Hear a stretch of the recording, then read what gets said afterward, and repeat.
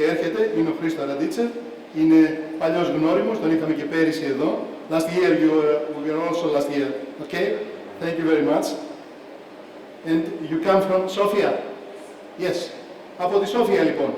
Ο Hristo Radichev θα μας πει 7, αν θέλετε, ιδέες, τρόπους για να πάμε online σε άλλες αγορές. Hristo, the floor is yours. Thank you very much.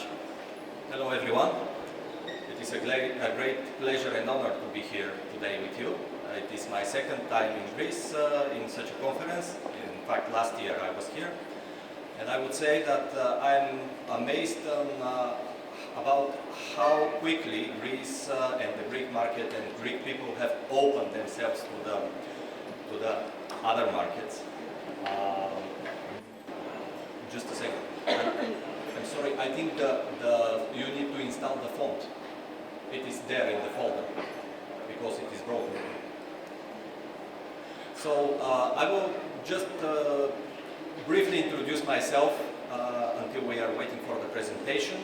I am the co-founder of Balkan eCommerce, which is a service that helps online businesses start selling abroad. In fact, it was a very interesting idea that we had around 3 years ago when, together with my partner Svetozar from Trade from Bulgaria, we came together with an idea that a logistics company and a marketing company should work together in order to facilitate the growth of online businesses when they start selling in other countries. And what was a very small idea 3 years ago, now it is a very well established business and we have expanded quickly. Now we have, I think, 9 or 10 markets coverage in the European Union.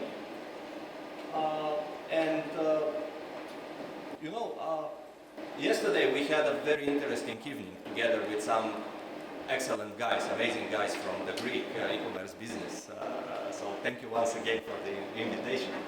And we have exchanged plenty of ideas and plenty of opinions about how the market is growing, how people want to sell in other countries and where to start from, what to do.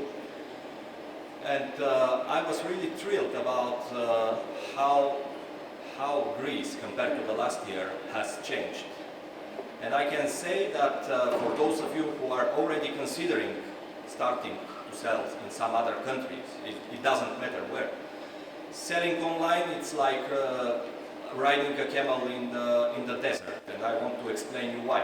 Because you see these guys, and it is pretty much the same as it goes usually with online businesses that go for a new endeavor.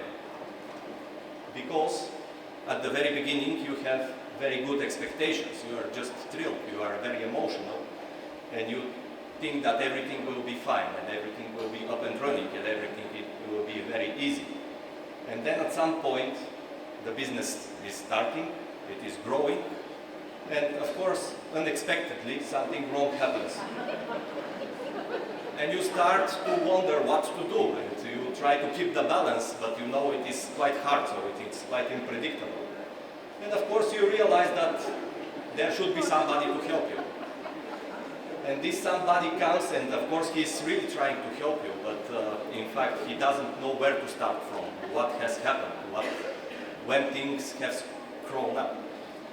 And of course you need to stop a bit, to reconsider your activities, and at some point maybe to restart your business. And this is pretty much the day-to-day story that I'm seeing with some of our clients, because either they go with very big expectations to the new markets, or they are totally unprepared for some activities.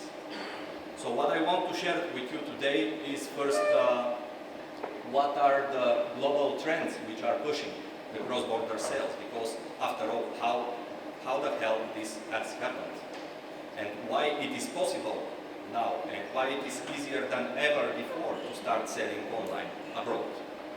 And the first reason, of course, is the big drop in the international logistics prices. It is now much easier to move stock from one country to another. Of course, I would say there is a lot to be done further, but still we are in a very good position compared to what we had 3 or 4 years ago. And of course, we also had the international players and the fintech companies which facilitated the exchange of money in cross-border. It is cheaper now. You don't have to pay the heavy bank fees. You have alternatives to move money around.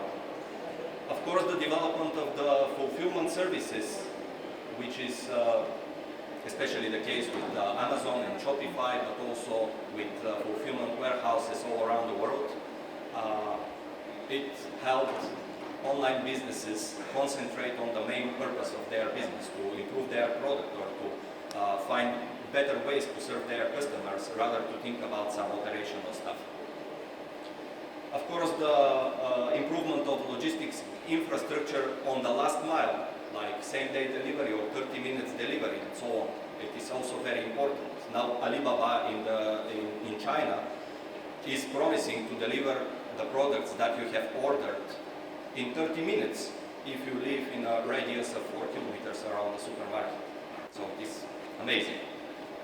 And of course, software as a service and all the platforms that helped online sellers that don't have the development background to build up their websites and to start selling in a quick way. And of course, automation. You have seen what you can do in the previous presentation, which I think it was brilliant. You can see what you can achieve through automation. And my suggestion would be try to automate whatever possible in your business, and you will improve the way you are doing the business, and you will avoid purely human mistakes, and you will ensure scalability, which is the crucial part. Just to give you an idea about the development of the global e-commerce, here you have some statistics. As you see, we are close to 6.5 trillion in revenue for the online business, which is huge, and it will grow with these rates, I'm pretty sure. It will gonna happen in two or 3 years from now, for sure. So when I was thinking about the cross-border models and how our customers or other interesting companies I have seen around are doing it, there are 3 ways to expand. The first one is the, I would say, easiest in terms of localization, because you just need one language, which is English, of course, or if you want French or if you want German, it depends on your target market. But in this case, you don't need to translate and localize the content of your website. Instead, you have a logistics situation to solve, because you have to ship to many countries to English-speaking people. Of course, this narrows a bit the reach that you can have in terms of customers, because you are targeting only people who speak English, but in fact they are not so few, so it is a good opportunity to go.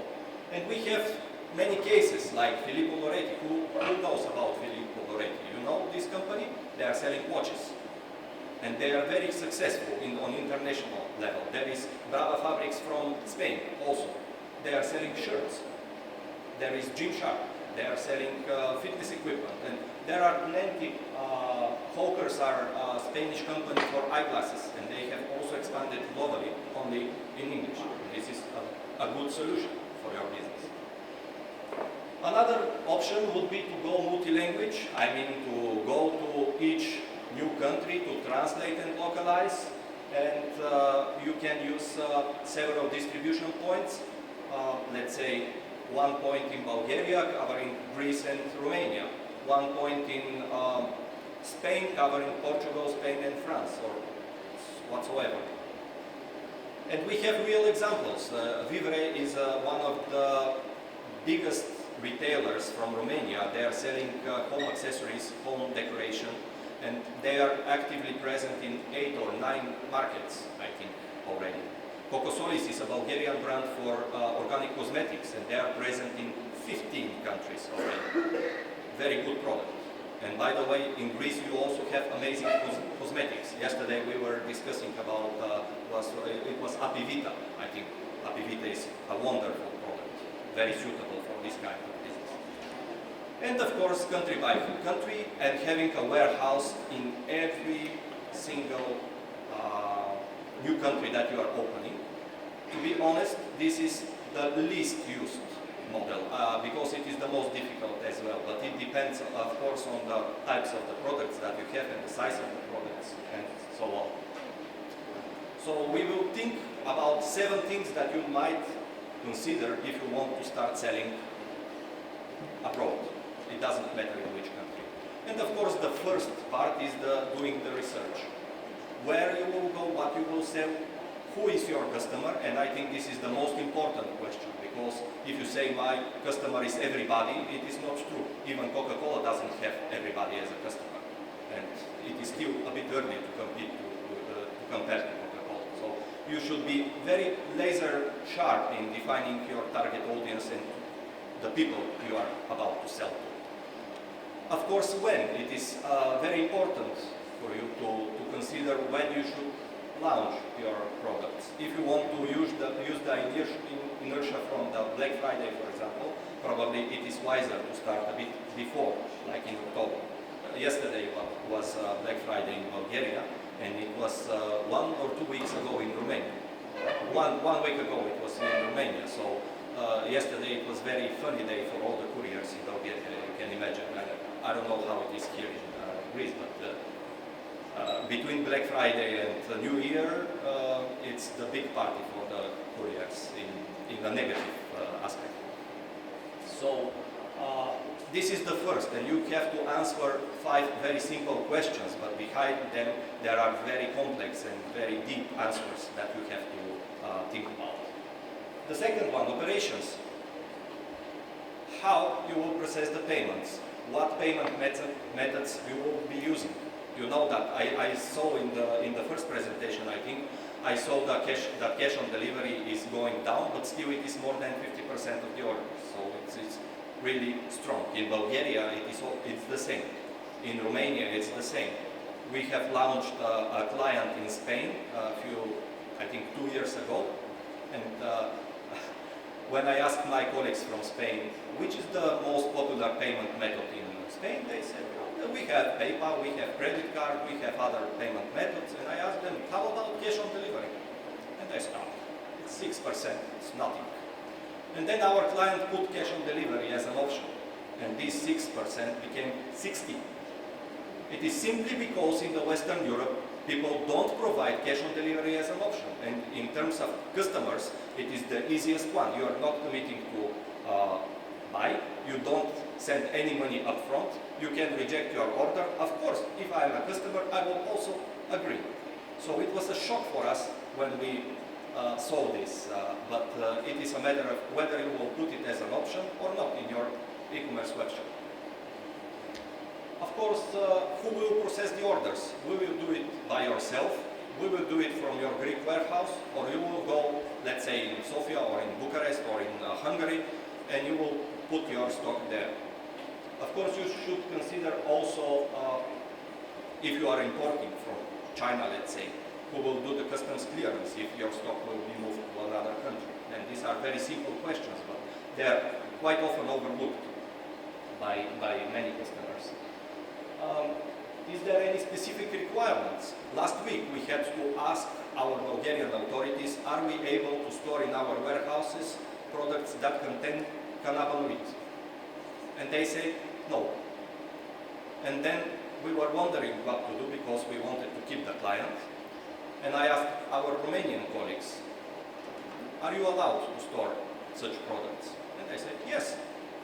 And it was a problem solved for our customer because we said, instead of going to Sofia, go to Bucharest. Store your items there, it is legal, and then you will move the stock around depending on where you are selling.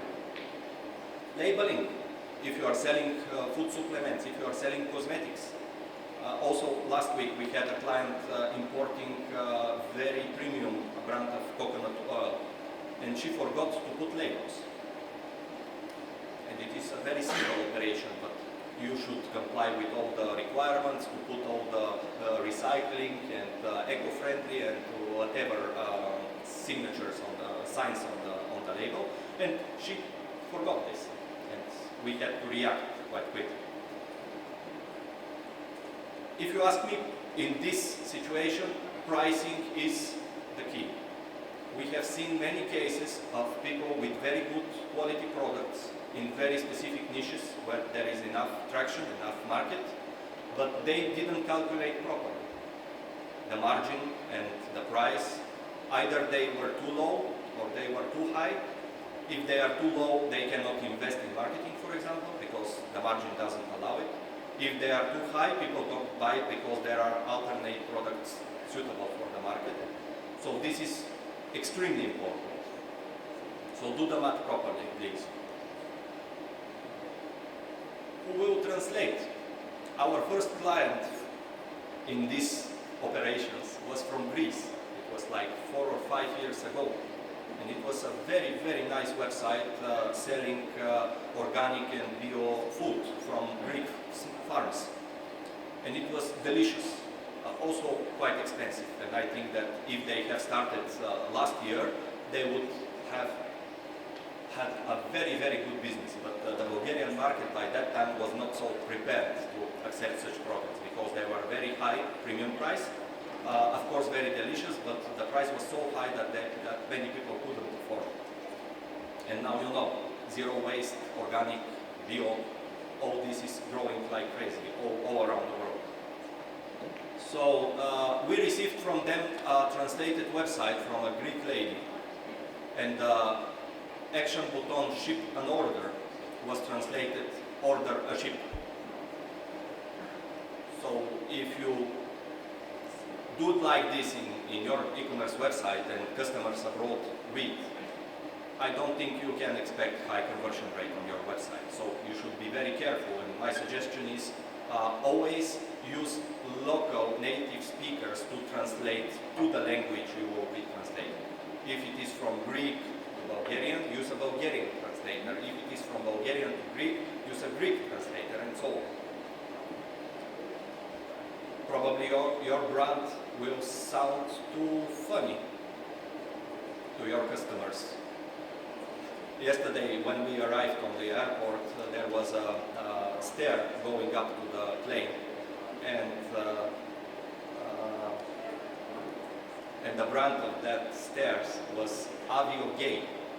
In Bulgarian, that means Avio Homosexual. So you can imagine how funny it was for us.